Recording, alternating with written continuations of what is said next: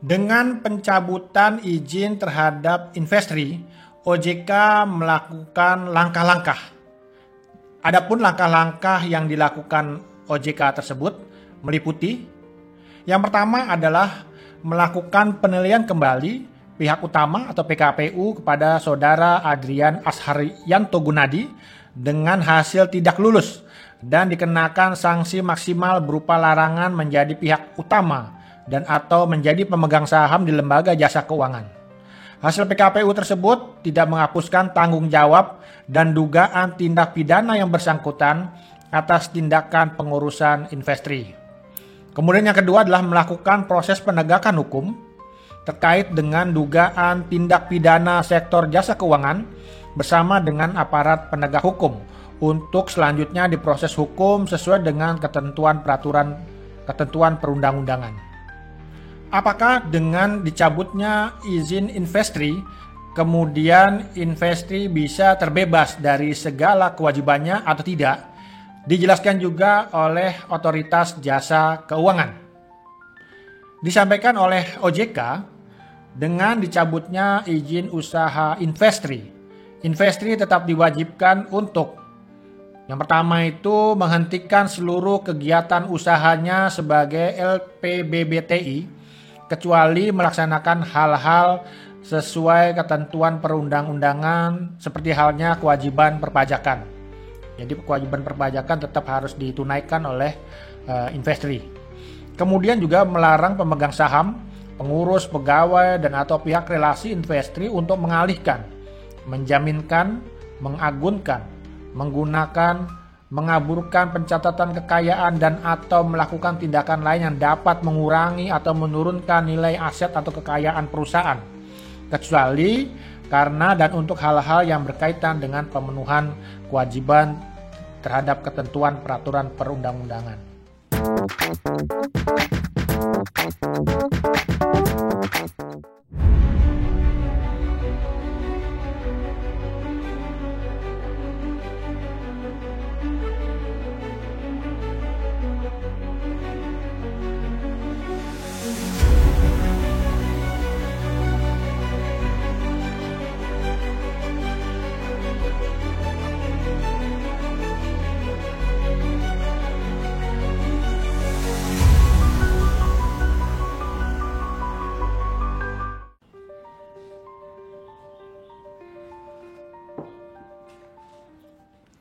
Halo warga digital dimanapun berada, ketemu lagi dengan saya Heru Sutadi di kanal Republik Digital. Di kanal ini kita akan banyak membahas mengenai perkembangan digital di Indonesia dan juga dunia. Kita akan banyak membahas mengenai bagaimana perkembangan kecerdasan buatan, teknologi informasi, digital lifestyle, kebocoran data, keamanan siber, transformasi digital, dan hal-hal yang terkait dengan digital lainnya. Di episode ini kita akan membahas isu skandal yang sedang ramai dari sektor teknologi keuangan atau financial teknologi. Khususnya adalah P2P lending atau peer-to-peer lending yang di Indonesia masyarakat lebih mengenal dengan istilah pinjaman online atau pinjol. Layanan pinjol yang dimaksud adalah layanan yang diberikan oleh aplikasi Investri. Hal itu terjadi setelah Otoritas Jasa Keuangan atau OJK mencabut izin dari Investri. Bukan itu saja, OJK selain mencabut izin Investri juga mendalami kasus ini sebagai apa, aset pengelolanya juga dicari, dan yang tak ketinggalan adalah co-founder dan juga CEO dari Investri diburu oleh OJK bersama aparat penegak hukum. Otoritas Jasa Keuangan sesuai dengan keputusan Dewan Komisioner OJK tanggal 21 Oktober 2024 mencabut izin usaha PT Investri Radika Jaya atau yang biasa kita kenal dengan Investri yang beralamat di AIA Sentral Lantai 21 Jalan Jenderal Sudirman nomor 48A Jakarta Selatan. Pencabutan izin usaha Investri terutama karena dianggap melanggar ekuitas minimum dan ketentuan lainnya sebagaimana diatur dalam POJK nomor 10 POJK titik 05 2022 tentang layanan pendanaan bersama berbasis teknologi informasi atau LPBBTI serta kinerja yang memburuk yang mengganggu operasional dan pelayanan kepada masyarakat. Pencabutan izin usaha tersebut juga merupakan bagian dari upaya OJK untuk mewujudkan industri jasa keuangan yang sehat, khususnya penyelenggaraan LPBBTI yang berintegritas, memiliki tata kelola yang baik, dan menerapkan manajemen risiko yang memadai dalam rangka perlindungan terhadap nasabah dan masyarakat. OJK sebenarnya berdasarkan siaran pers yang diterbitkan telah meminta pada pengurus dan juga pemegang saham Investri untuk melakukan pemenuhan kewajiban ekuitas minimum, mendapatkan strategic investor yang kredibel, dan upaya perbaikan kinerja serta pemenuhan terhadap ketentuan yang berlaku. Termasuk juga melakukan komunikasi dengan Ultimate Beneficial Owner atau UBO, pemegang saham Investri untuk melakukan hal-hal tersebut. OJK juga telah mengambil keputusan tegas dengan memberikan sanksi administratif secara bertahap kepada Investri, antara lain sanksi peringatan sampai dengan pembatasan kegiatan usaha atau PKU sebelum dilakukan pencabutan izin usaha. Ini yang juga sempat kita tayangkan di edisi sebelumnya bahwa Investri mengaku telah melakukan upaya-upaya untuk perbaikan dalam organisasi Investri dan juga termasuk juga mendapatkan strategic investor, tapi apa yang disampaikan Investri pada saat itu juga belum memenuhi harapan dari OJK. Sehingga berdasarkan batas waktu yang telah ditentukan, pengurus kemudian juga pemegang saham tidak mampu memenuhi ketentuan dan menyelesaikan permasalahan tersebut sehingga Investri dikenakan sanksi pencabutan izin usaha sesuai dengan ketentuan yang berlaku. Dengan pencabutan izin terhadap Investri, OJK melakukan langkah-langkah. Adapun langkah-langkah yang dilakukan OJK tersebut meliputi yang pertama adalah melakukan penilaian kembali pihak utama atau PKPU kepada Saudara Adrian Asharyanto Gunadi dengan hasil tidak lulus dan dikenakan sanksi maksimal berupa larangan menjadi pihak utama dan atau menjadi pemegang saham di lembaga jasa keuangan. Hasil PKPU tersebut tidak menghapuskan tanggung jawab dan dugaan tindak pidana yang bersangkutan atas tindakan pengurusan Investri. Kemudian yang kedua adalah melakukan proses penegakan hukum terkait dengan dugaan tindak pidana sektor jasa keuangan bersama dengan aparat penegak hukum untuk selanjutnya diproses hukum sesuai dengan ketentuan perundang-undangan. Ketiga adalah melakukan pemblokiran rekening perbankan Adrian Asharyanto Gunadi dan pihak-pihak lainnya sesuai ketentuan perundang-undangan. Berikutnya adalah melakukan penelusuran aset atau aset tracing yang terkait dengan Adrian Asharyanto Gunadi dan pihak-pihak lainnya pada lembaga jasa keuangan untuk selanjutnya dilakukan pemblokiran sesuai ketentuan perundang-undangan. Nah, ini yang juga cukup penting ya, mengupayakan untuk mengembalikan Saudara Adrian Asharyanto Gunadi ke dalam negeri atau dikembalikan ke Indonesia sesuai ketentuan peraturan perundang-undangan bekerjasama dengan aparat penegak hukum. Tak ketinggalan adalah melakukan langkah-langkah lainnya terhadap Adrian Asharyanto Gunadi dan juga pihak-pihak lain. Jadi tidak hanya Adrian Asharyanto Gunadi, tapi juga pihak-pihak lain yang dinilai terlibat dengan permasalahan dan kegagalan Investri, serta permasalahan lainnya terkait dengan kasus ini sesuai dengan ketentuan peraturan perundang-undangan. Apakah dengan dicabutnya izin Investri, kemudian Investri bisa terbebas dari segala kewajibannya atau tidak? Dijelaskan juga oleh Otoritas Jasa Keuangan. Disampaikan oleh OJK dengan dicabutnya izin usaha Investri. Investri tetap diwajibkan untuk yang pertama itu menghentikan seluruh kegiatan usahanya sebagai LPBBTI kecuali melaksanakan hal-hal sesuai ketentuan perundang-undangan seperti halnya kewajiban perpajakan. Jadi kewajiban perpajakan tetap harus ditunaikan oleh Investri. Kemudian juga melarang pemegang saham, pengurus, pegawai, dan atau pihak relasi Investri untuk mengalihkan, menjaminkan, mengagunkan, menggunakan, mengaburkan pencatatan kekayaan dan atau melakukan tindakan lain yang dapat mengurangi atau menurunkan nilai aset atau kekayaan perusahaan, kecuali karena dan untuk hal-hal yang berkaitan dengan pemenuhan kewajiban terhadap ketentuan peraturan perundang-undangan. Dan bagi karyawan Investri, jangan khawatir, ini juga ada kewajiban dari Investri untuk menyelesaikan hak karyawan sesuai ketentuan di bidang ketenaga kerjaan. Kemudian kepada lender, borrower, ini juga ada kewajiban Investri untuk menyelesaikan hak dan kewajibannya kepada lender, borrower, dan atau pihak-pihak lainnya sesuai ketentuan peraturan perundang-undangan.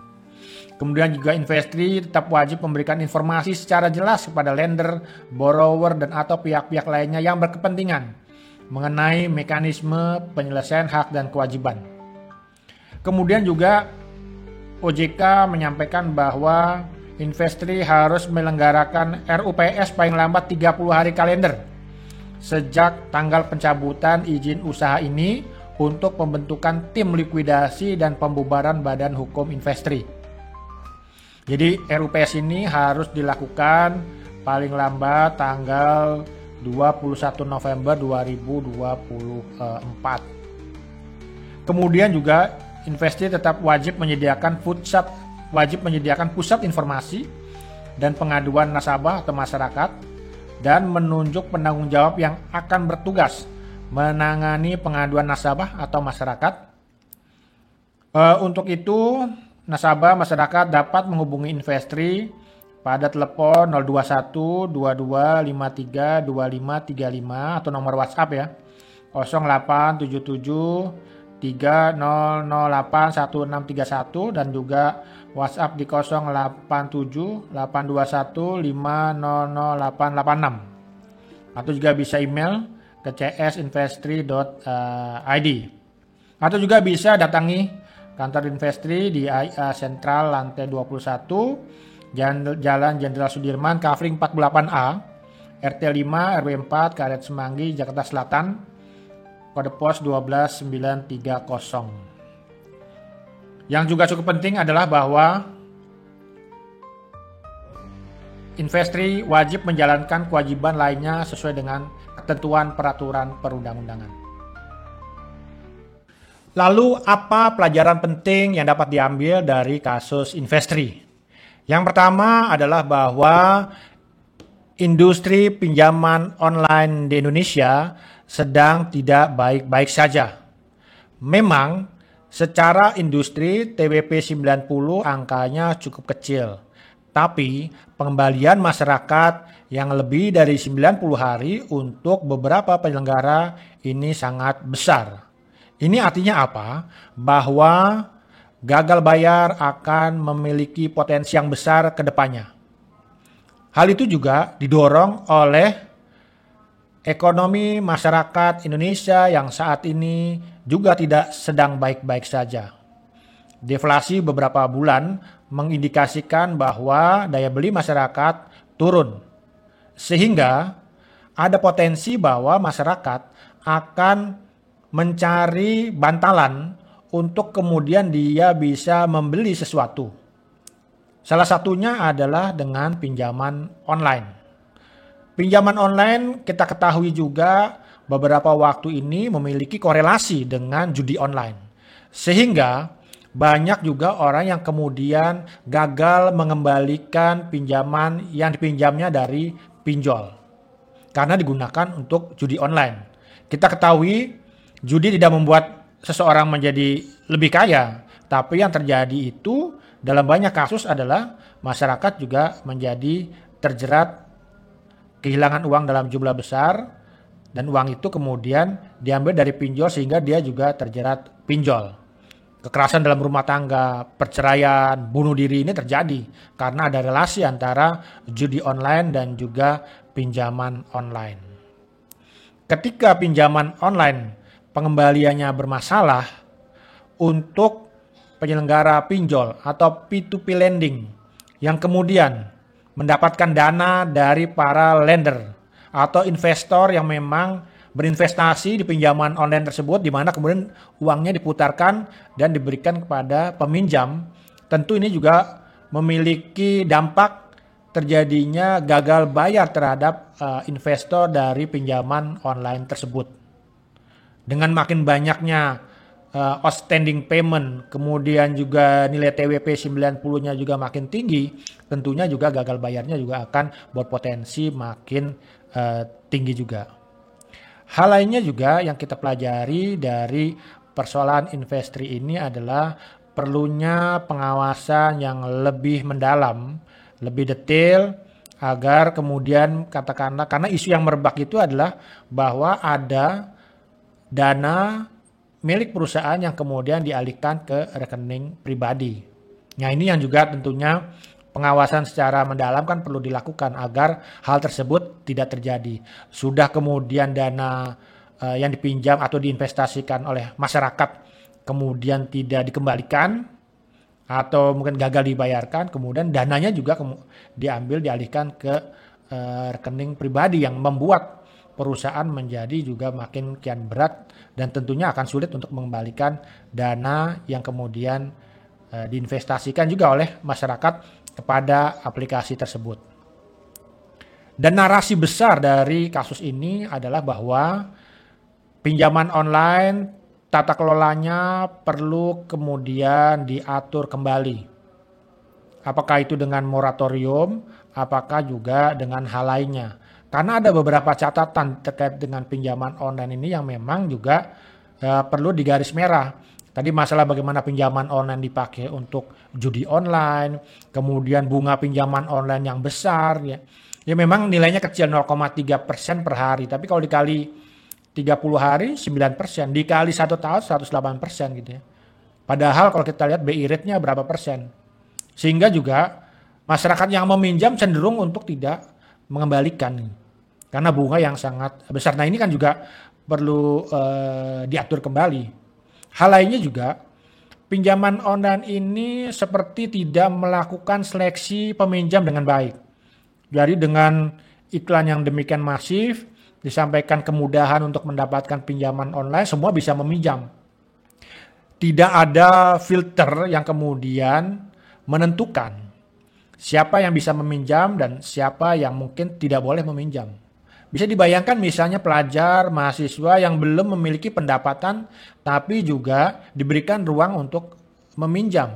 Yang terjadi ya memang akhirnya ya mereka tidak bisa mengembalikan pinjaman tersebut gitu. Kecuali memang pemilik aplikasi ingin bakar uang gitu.